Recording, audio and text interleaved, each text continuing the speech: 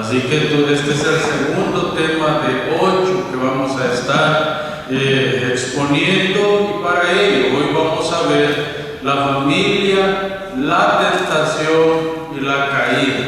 Pues vamos a ver este tema, la familia, la tentación y la caída. Vamos entonces a leer los versos 1 al 15 del capítulo 3 de Génesis, que dice: Pero la serpiente era astuta más que todos los animales del campo que Jehová Dios había hecho, la cual dijo a la mujer: Con que Dios os ha dicho, no comáis de todo árbol del huerto.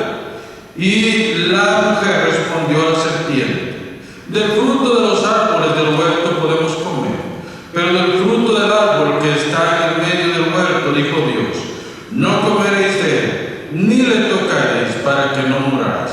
Entonces la serpiente dijo a la mujer: No moriréis, sino que sabe Dios que el día que de él comáis, serán abiertos vuestros ojos y seréis como Dios, sabiendo el bien y el mal. Y vio la mujer que el árbol era bueno para comer y era agradable a los ojos y árbol codiciable para alcanzar la sabiduría. Y tomó de su fruto y comió, y dio también a su marido, el cual comió así como ella.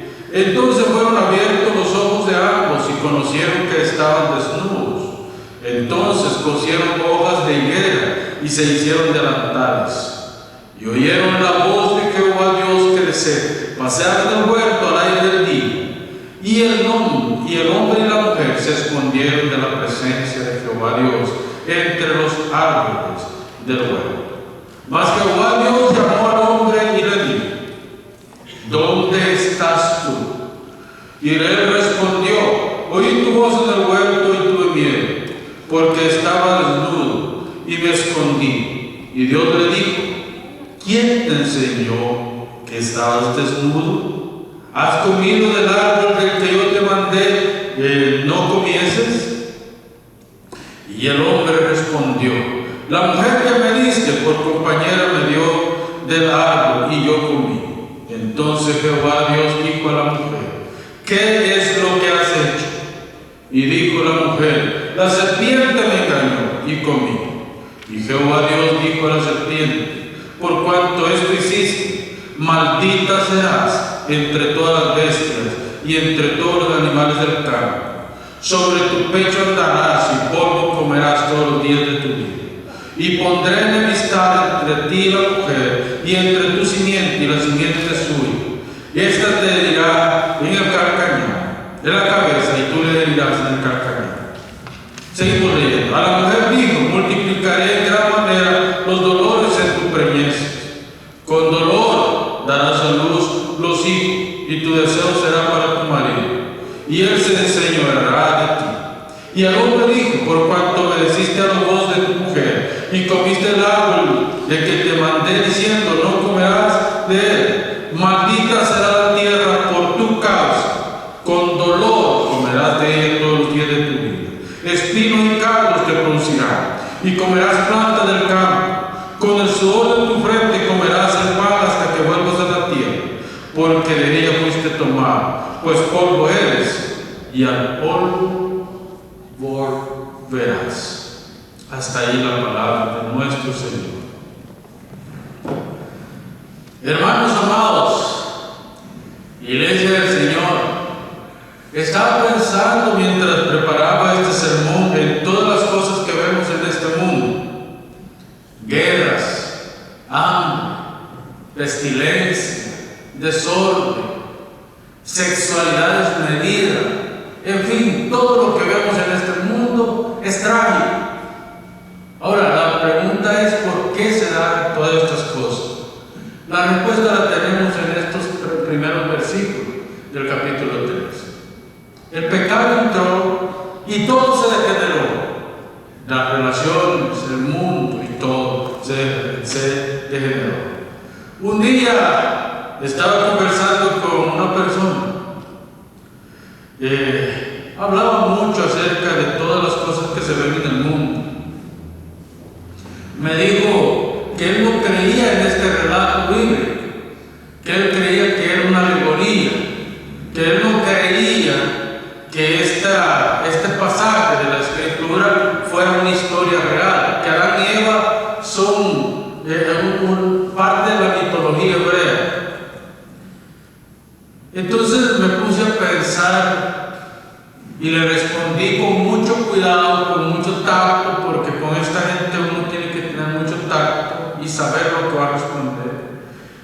digo, si esto es una alegoría o si esto es una mitología hebrea, ¿por qué el mundo está como está?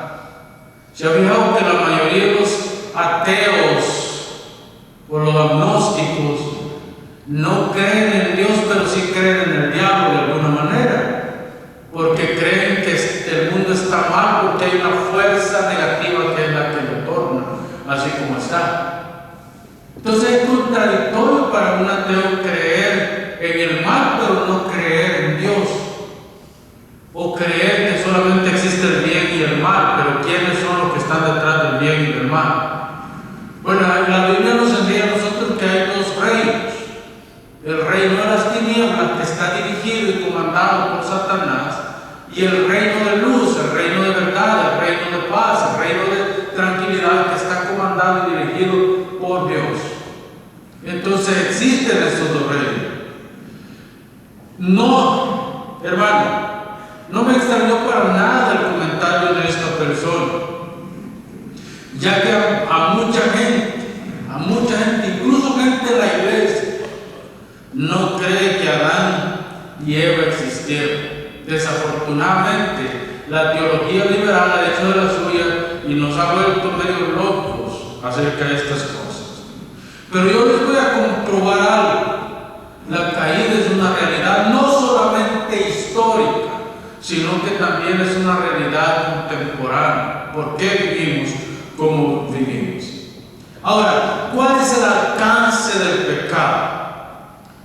Hermano, el pecado dañó todo. El pecado dañó, es la médula que dañó todo en este mundo. Dañó la estirpe, es decir, todas las generaciones. Dañó el desarrollo de las civilizaciones. Dañó la espiritualidad de las personas. Dañó la necesidad de amar y de ser amado que hay en este mundo. Así que dañó y comenzó con el daño más terrible, que es la familia, porque fue a Adán y a Eva que dañó el pecado.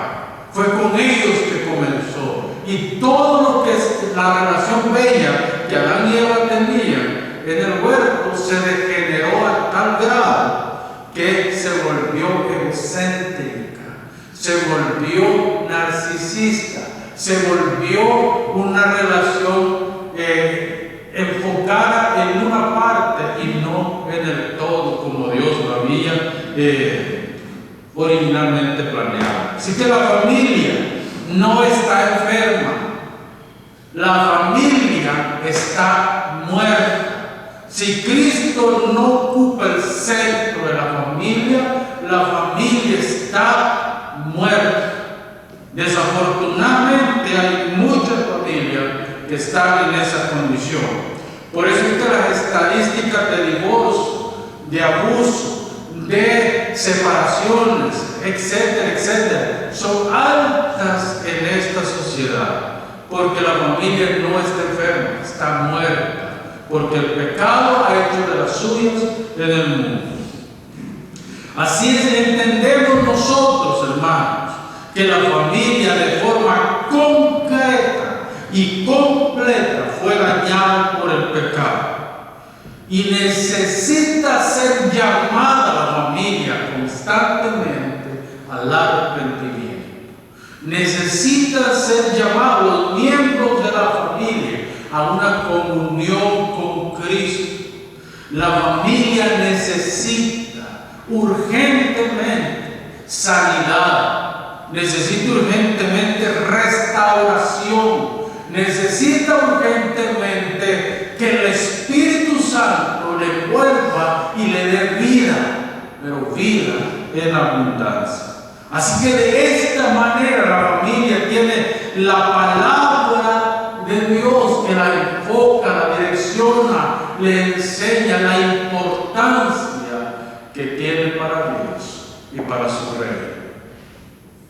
Amados, el fin principal de esta serie de estudios es llegar al corazón de ustedes y que ustedes entiendan que lo importante es manejar bien la familia del Señor. Porque es el fundamento y es el principio y el fin de la sociedad. Si la familia está rota, la sociedad está rota.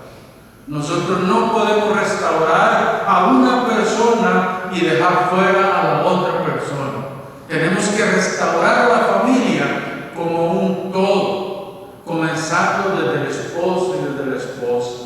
Estos dos son los pilares que sostienen a la familia. Y nosotros lo podemos ver en las familias más cercanas, en las familias que mejor se llevan. Cuando uno o ambos padres fallecen, esa familia sigue su rumbo, cada uno por su lado. Desafortunadamente, es una realidad que vemos cada día.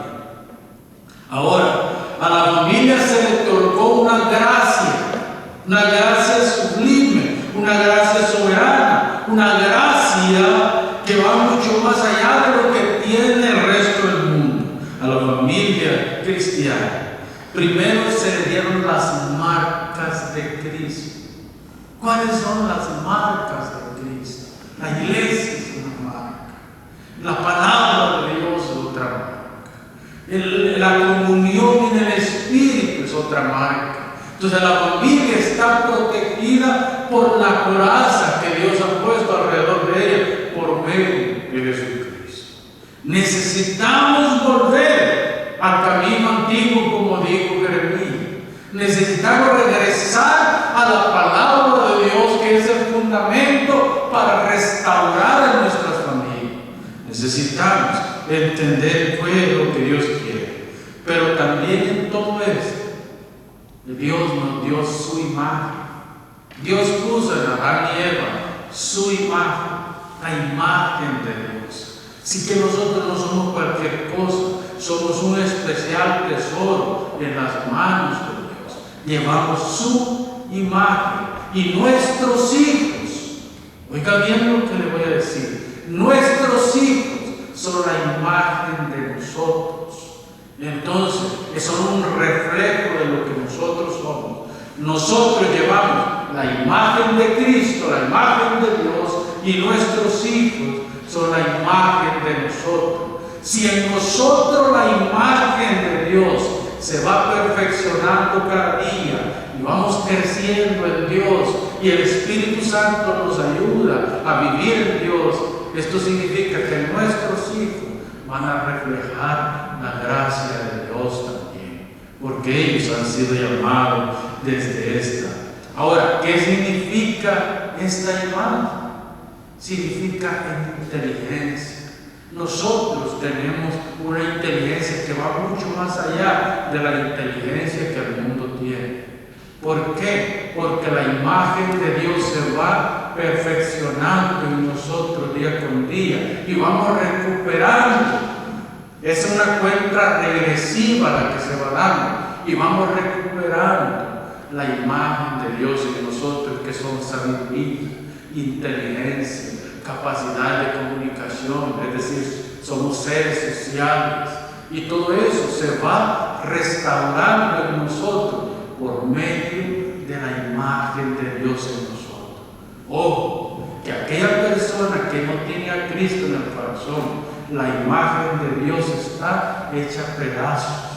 El Evangelio empieza a unir esa imagen y a poner las piececitas que están rotas hasta que lo vuelve una persona que se va restaurando en la verdad del Evangelio. Así que, hermanos, recuérdense que lo que les estoy hablando tiene dos significados. Uno es, Dios nos ha elegido como su pueblo. Y si nosotros somos elegidos como su pueblo, también somos restaurados de acuerdo a esa elección. Pero también hemos sido predestinados en Cristo, predestinados en Cristo a vivir una vida de acuerdo a la voluntad de nuestro Dios.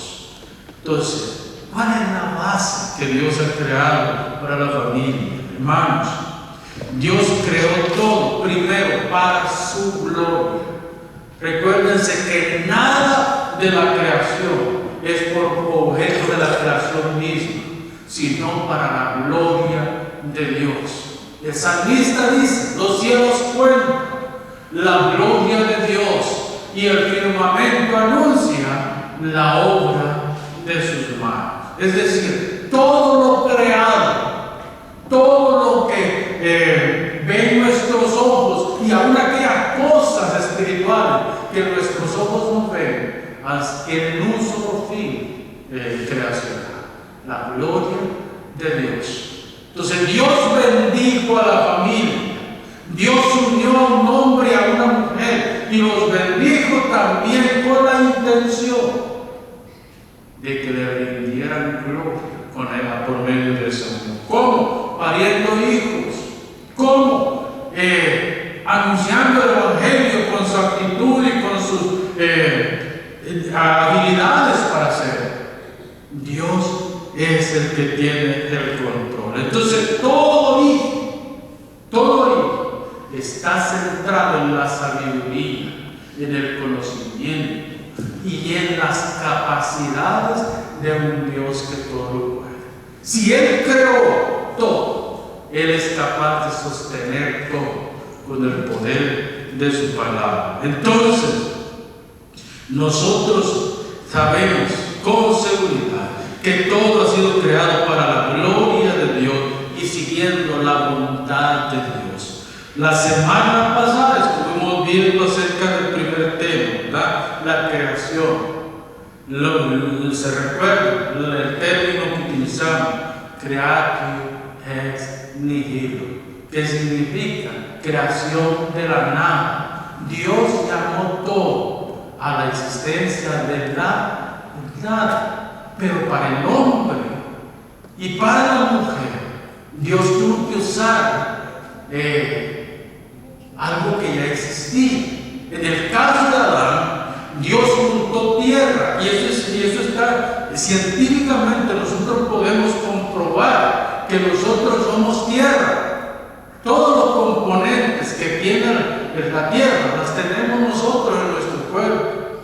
Entonces Dios tomó tierra, la juntó, le dio forma y creó a un hombre. Y después sopló en su nariz vida, y el Espíritu de Dios entró en el hombre y vino a ser un ser viviente, una persona, como usted lo puede ver hoy. ¿Por qué? Por medio de la vida que fue inyectada por Dios en ese momento. Desafortunadamente, el hombre escogió el mal camino, pero eso no es asunto de Dios, es asunto del hombre. Después de esto, Dios hizo dormir a Adán, y de esto vamos a ver la próxima semana. Vamos a ver cómo Dios saca a la mujer de Adán y por qué la mujer es importante para el hombre y el hombre es importante para la mujer. Dios hace dormir a Adán, saca a Eva de Adán y se le entrega como ese tesoro preciado que debe de ser la mujer para el hombre. Entonces, hermanos, nosotros tenemos que entender que en esta perfecta voluntad de Dios, la familia se va perfeccionando. Porque Él es nuestro creador, y por mucho que digan los evolucionistas, por mucho que digan los de la teoría liberal, que eso no es verdad, nosotros tenemos un texto sagrado que nos motiva y nos enseña que todo viene de Dios en un punto del tiempo para darle vida y reino a todo lo demás. Después de crear al hombre, pronunció estas palabras, en el verso 31 del capítulo 1 de Génesis. Cierra Dios todo su discurso, toda su obra, la cierra con esta frase, se la leo textualmente. Y vio Dios que todo lo que había hecho, y he aquí, era bueno en gran manera. Es decir, no era simplemente bueno, sino que pasaba los límites de lo bueno y bonito de lo que había hecho. Era mucho más que bueno lo que Dios había creado. Lo bendijo Dios y descansó el séptimo día. Ese es el relato bíblico, ¿verdad? Entonces lo que Dios creó era más que bueno, era muy bueno, era excelentemente bueno para Dios. ¿Para qué? Porque el plan de redención, el plan redentivo tenía que seguir su curso en la historia de redención. Hermanos, Dios pronuncia unas palabras magníficas, bellas. Hagamos. Incluyen pluralidad. En la divinidad existe una pluralidad: Padre, Hijo y Espíritu Santo. Por eso es que dice: hagamos al hombre conforme a nuestra imagen y según nuestra semejanza, y le entrega al hombre un trabajo cultural: cuidar, gobernar y procrear. Son tres cosas importantes en el curso del trabajo que el hombre tendría que hacer. Entonces, Dios dijo: hagamos al hombre. Eso es esta última parte del proceso de creación que Dios pronuncia esta palabra. Él no dijo: hagamos la luz, sino que pronunció: hágase la luz. Ni siquiera se incluye él cuando dice: hágase la luz, produzca la tierra toda clase de fruta, todo árbol frutal, toda semilla, produzca el mar seres vivientes, que los cielos se llenen de aves. Dios solamente decía: que se haga, que se haga. Pero cuando llega el hombre, dándole un sentido de mucha más personalidad e intimidad, dice: hagamos al hombre conforme a nuestra imagen, según nuestra semejanza. Entonces el hombre vino a ser. Adán y Eva fueron dotados con cualidades administrativas, ¿sí? Muy administrativas, para que ejercieran el gobierno con inteligencia, un gobierno inteligente, un gobierno autoritativo, porque les dio autoridad sobre todo lo creado, pero también un gobierno con mucho discernimiento. No un discernimiento cualquiera, sino el discernimiento que viene de la inteligencia de Dios, de la sabiduría de Dios, de las capacidades de Dios. Era Dios guiando a Adán. Por eso es que Adán veía un animal, y ese es el nombre que tiene hasta hoy. Adán nombró a todos los animales.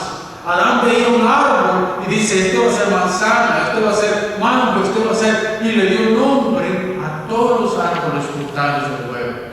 ¿Por qué? Porque la sabiduría, inteligencia y capacidad científica, biológica, estaba en ese ser, en ese hombre. Ahora sí, hermanos, vamos a entrar en materia. Pensemos en la trascendencia, en la superioridad y en la inaccesibilidad de Dios. Es decir, nosotros tenemos que ver que Dios es inaccesible a nosotros. La única manera que nosotros podemos ir a Dios es a través de Jesucristo. La caída. ¿Qué trajo la caída? Para la familia, ¿qué significó caer de la gracia de Dios? Primero tenemos que decir que con la caída entró el despotismo, el caos relacional. Adán y Eva nunca más volvieron a ser los mismos que eran antes de la caída. De hecho, Adán y Eva antes de la caída se veían sin malicia, se veían puramente, con pureza. Pero después de la caída, Dios, ¿cuál fue parte de la maldición para Eva? El deseo de tu marido será para ti. Él se va a enseñorearte, tus preñeces van a ser con mucho dolor. O sea, la mujer le dio un castigo bastante fuerte, y hasta hoy nosotros podemos ver a dónde han visto. Es raro ver que hay ventas de hombres, ¿verdad? Pero en el mundo existe la venta de mujeres increíblemente, terrible, especialmente en países de Europa. En países como los musulmanes, ustedes pueden ver el abuso que cometen hacia las mujeres, terrible. Hasta no hace mucho, en Latinoamérica, ¿cuántas mujeres murieron a manos de hombres machistas? El castigo de la caída reflejado en todas estas cosas. Claro que el mundo no lo ve así. El mundo dice, es asunto del machismo. Sí, es asunto del machismo. ¿Pero por qué? Porque hay un pecado que se cometió y tiene que pagarse ese pecado. Lo que hablábamos anoche en la clase. Cada pecado tiene una reacción. Cada cosa que nosotros hacemos tiene una reacción positiva o negativa. Entonces, no podemos negar esa ley natural que existe. Se distorsionó la sexualidad. Fíjense en este hecho, nosotros podemos ver la distorsión de la sexualidad que hay. Si Dios hubiera querido que el hombre tuviera dos mujeres, ¿por qué no le hizo dos mujeres de una vez? Y hubiera celebrado el matrimonio para dos mujeres. ¿Y por qué dicen los hombres hoy que son 7 mujeres las que le corresponde al hombre? Y a veces a una no podemos dominar y decir, hermano. Fíjense bien lo que les estoy diciendo. Eso no es asunto de Dios, es asunto del hombre, el pecado que distorsionó todo. El hombre quiere más para sentirse más macho, más hombre. Pero eso no vuelve a un hombre más macho, más hombre. Porque uno no puede. Y lo puedo comprobarse con la Biblia. Primero de Reyes capítulo 1. Primero de Samuel capítulo 1. Primero de Samuel. Había un hombre que tenía 2 mujeres, Penina y Ana. Ana no podía dar a luz hijos, pero Penina tenía muchos hijos. Y Penina se burlaba de Ana porque Ana no podía dar a luz. Para una hebrea, no dar a luz era sinónimo de maldición. Había maldición. Y eso era de todos los hijos. Hasta que un día Ana derramó su alma delante de Dios y Dios le permitió tener hijos. Y se acabó aquel calvario. Pero eso, ¿qué es lo que significa? La respuesta no está en tener más mujeres. La respuesta está en volvernos a Dios. Ni está la respuesta para que el hombre la mujer tenga más hombres. La respuesta está en volverse a Dios y pedirle a Dios que nos dé lo que nosotros necesitamos, no lo que nosotros queremos. Hay una trama en todo esto. Primero, el hombre debe cuidar de su mujer con cuidado, con temor y con temblor. Debe cuidar de ella todo el tiempo. Adán dejó el consejo de Dios y siguió el consejo de la mujer y se rompió la relación con Dios. La mujer dejó la palabra de Adán porque recuérdense que Dios habló con Adán. Fue Adán que le dijo, no comerás de este fruto porque el día que comas de él vas a morir. Adán tenía que comunicarle a su mujer lo que Dios había dicho, pero Adán tal vez no lo hizo bien. Yo no sé, pero es posible que no lo hizo bien. Sin embargo, Adán dejó la palabra de Dios, la mujer dejó la palabra de Adán. ¿Y qué fue lo que sucedió al final? Destrucción. Hermanos, cuando nosotros vemos todo esto, nosotros vemos vulnerabilidad. Adán quiso ir en contra de la palabra de Dios y bueno, perdió su inteligencia, perdió su capacidad, transgredió la ley de Dios y por último vino la muerte. Por eso es que hoy, cuando nosotros venimos al Evangelio y oímos el Evangelio, nosotros tenemos que volvernos a la palabra de Dios para ser restaurados. El centro del mensaje de la palabra de Dios es Cristo. El centro del mensaje del Evangelio es Cristo. Y es Cristo y solamente Cristo el que puede restaurar los matrimonios. Miren cómo comienza Satanás sutilmente. Nunca vayan a esperar que la tentación y el pecado vengan del cielo. No, el pecado viene sutil. Se entra en la mente y el corazón de la persona sin saber. Porque Dios os ha dicho. ¿Verdad que eso es lo que dice el primer versículo? Dice que además de que era astuta, dice, con que Dios os ha dicho, dice la serpiente, que no comáis de todo árbol del huerto. Estaba poniendo en tela de juicio la palabra de Dios. Estaba una mentira a medias, no una mentira completa, una mentira a medias. Porque Dios le había dicho que no comieran del fruto del árbol que estaba en el centro, que se llamaba bien y mal. No le había dicho que todo. Como que Dios os ha dicho, que Dios más malvado que ustedes tienen. ¿Cómo pueden adorar a un Dios de esa magnitud que les ha prohibido, habiendo tantos manjares aquí en este huerto para comer? Les ha dicho que no coman. Qué malvado es el Dios que ustedes tienen. Esa era la intención de la serpiente detrás de esa pregunta. ¿Con qué Dios os ha dicho? Pero miren lo que pasa, hermano. Se introduce sutilmente el pecado, ¿verdad? O por lo menos la tentación hasta este momento. Pero Eva, en los versos 3, Eva dice, no, Dios no nos ha dicho tal cosa. Él nos dijo que comamos, que podemos tomar de todo el fruto que hay en este, pero nos ha dicho que no tomemos del árbol de la ciencia del bien y el mal, porque el día que de él tomemos vamos a morir. Pero aún nos dijo Dios, ni lo tocaréis. Ya Eva cayó redondita en la tentación, porque Dios no ha dicho eso.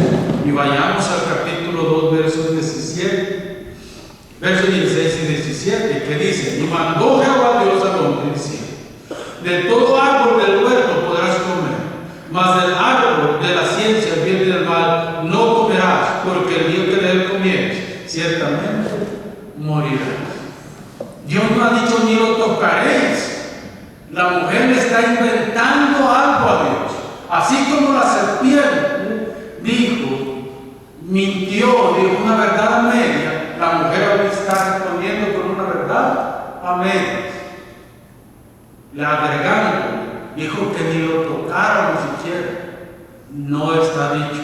Dios solamente dijo, no comeréis. Esto es señal de que han caído, que la mujer ha caído redondita en la tentación.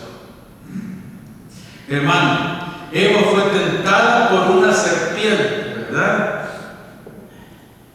En el desierto, en Números capítulo 21, versos 6 al 9, el pueblo de Israel va caminando, atravesando el desierto hasta Canaán, y se encuentra que la serpiente, Dios manda serpiente ardiente, venenosa, y va a morder los talones de los israelitas.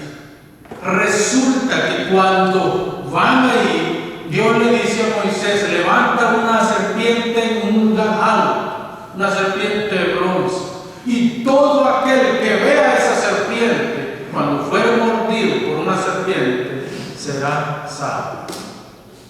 Jesús se atribuye eso, dice, así como Moisés levantó la serpiente en el desierto, así es necesario que el Hijo de Dios sea levantado en el Calvario para que toda aquella familia que lo vea a Él sea restaurada. Hermanos, la clave de la restauración de un matrimonio no está en la psicología, está en volvernos a la palabra de Dios, volvernos a Dios y que Dios sea el centro de nuestra vida. No está. Nosotros podemos ir al psicólogo más bueno de este planeta y tampoco es malo, pero no está la respuesta La respuesta está volvernos a Cristo Jesús. Y cuando nos volvamos a Él restaurará aquellas cosas que el enemigo ha dañado en nosotros. Hermanos, la serpiente le dice: no moriréis. No moriréis. Ustedes pueden ir siguiendo ahí en el pasaje. Creo que es el verso 4 que dice: no moriréis. Dios sabe que serán igual a Él, conociendo el bien y el mal. El día que coman de este árbol, ustedes serán igual que Dios. Esa es la estrategia que el Satanás nos vende a nosotros. Ustedes van a ser igual que Dios. Es un fruto bueno, codiciable. Y dice la mujer: lo vio, tomó, comió y le dio a su marido. Hermanos, las consecuencias de la caída son estas: muerte, separación, destrucción.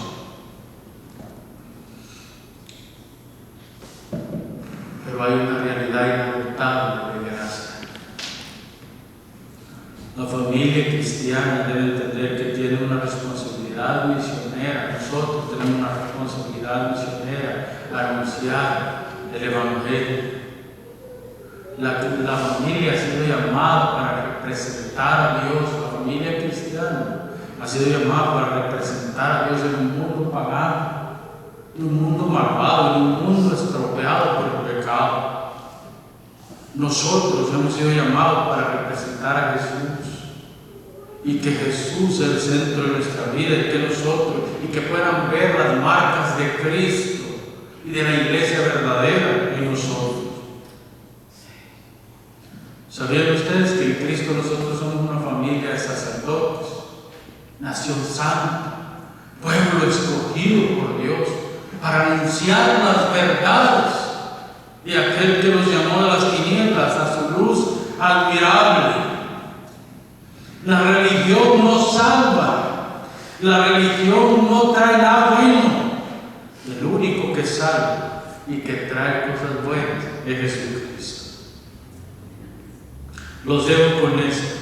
La caída vino a afectar todas las formas de vida que existen. Todas las formas de vida que existen vino a afectar. Desde el mundo animal, el mundo vegetal, el universo entero fue afectado por la caída. Pero en Cristo tenemos esperanza. Recuerden que el mundo no fue contaminado parcialmente, el mundo fue contaminado en su totalidad.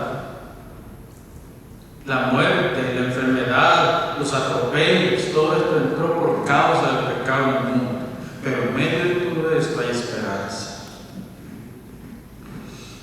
Cuando Pedro fue llamado a la casa de Cornelio, capítulo 10 de Hechos, Pedro fue llamado a la casa de Cornelio. Dice que el Espíritu Santo cayó sobre toda la familia de Cornelio. Esto incluye todos, sirvientes, niños, jóvenes, adultos, todos fueron llenos de vida. Eso es lo que implica más que todo, fueron llenos de vida. ¿Por qué? Porque el Evangelio había venido a esa casa. Cuando Pablo está en Filipos y el carcelero de Filipos los invita a ir a su casa, ¿qué es lo que le dice Pablo? Este día ha venido la salvación a esta casa. Cuando Zaqueo, lo mismo. Cuando el Evangelio viene a la familia, esa casa pasa a ser una familia de muerte a una familia de vida. Hermanos, Felipe lo testifica.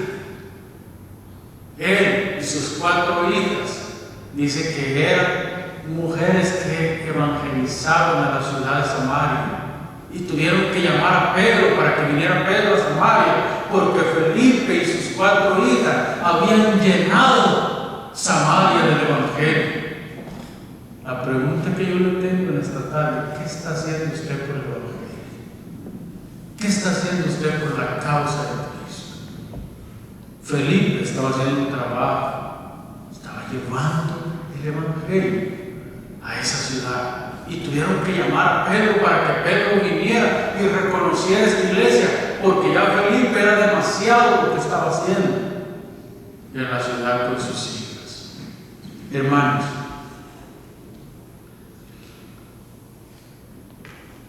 yo quiero despedirme con esta frase.